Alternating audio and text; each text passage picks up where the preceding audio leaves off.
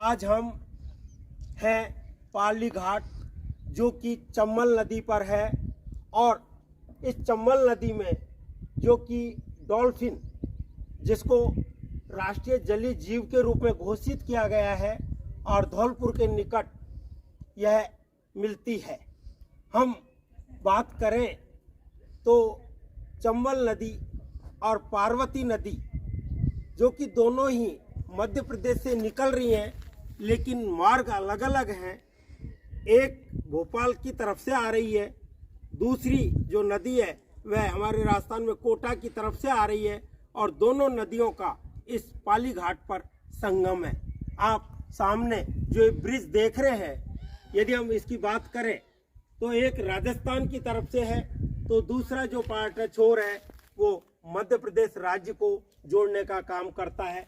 जैसे ये दो नदियां दोनों राज्यों को जोड़ने का काम कर रही हैं, उसी प्रकार से ये जो हमारा सेतु है वह भी जोड़ने का काम कर रहा है।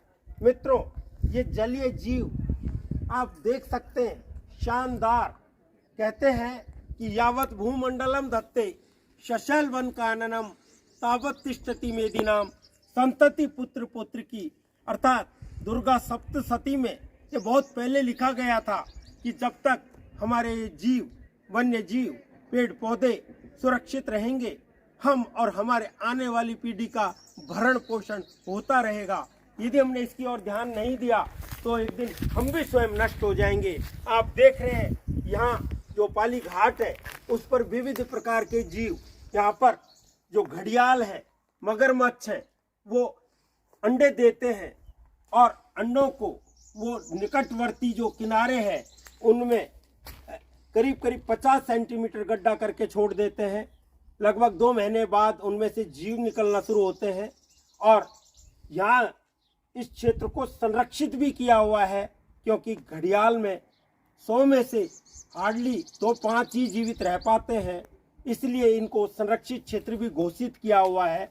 जिसके पीछे कई कारण हो सकते हैं, जिनमें एक तो स्वयं के द्वारा खाया जाना या उनका पूर्ण रूप से विकास नहीं हो पाना, कई बार अंडे दबे रह जाना, कई बार जो रेत है उसका इतना ऊंचा वहाँ पर आकर जमा हो जाना कि वो निकल नहीं पाते हैं, और मानवीय कारक भी हो सकते हैं जैसे रेत का दोहन या किसी व्यक्ति के द्वारा वहाँ पर चल करके उस पर पैर रखने से भी वो कई बार नीचे के नीचे खत्म हो जाते हैं, अन्य जीव भी उनको खत्म कर देते हैं। तो आप देख रहे हैं यहाँ पर कई प्रकार के विशेष प्रकार के जीव भी देखने को मिलते हैं। भांति भांति की जैव विविधता, बायोडाइवर्सिटी जो कि क्षेत्र की मुख्य विशेषता रही है। आप देख रहे हैं ये घड़ियाल है और इस घड़ियाल में एक नर है तो एक मादा है। नर की विशेषता है कि उसके मुख पर, पहली बात तो हम ये समझ लें कि इसका जो मुख है घड़ियाल का वो लंबी चोंच की तरह होता है, जबकि जो हमारे मगरमच्छ है उसका मुंह एक मटके की तरह होता है।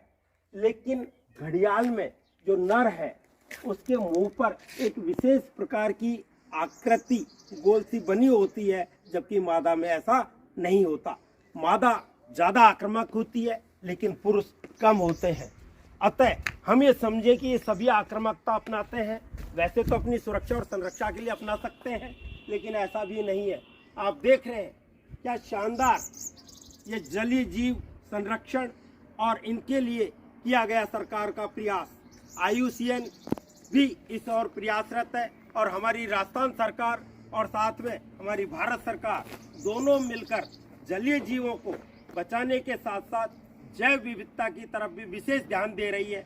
आइए मित्रों, हम सबका ये परम कर्तव्य बनता है कि हम इस जलीय जीवों को बचाने के साथ साथ नदियों के प्रदूषण को भी कम करें, क्योंकि प्राकृतिक रूप से जो प्रदूषण जल कुंभी के रूप में आप देख रहे हैं, आपको जल कुंभी जो है वो भी बहुत ज़्यादा मात्रा में यहाँ पर प्राकृतिक प्रदूषण पैदा कर रही है।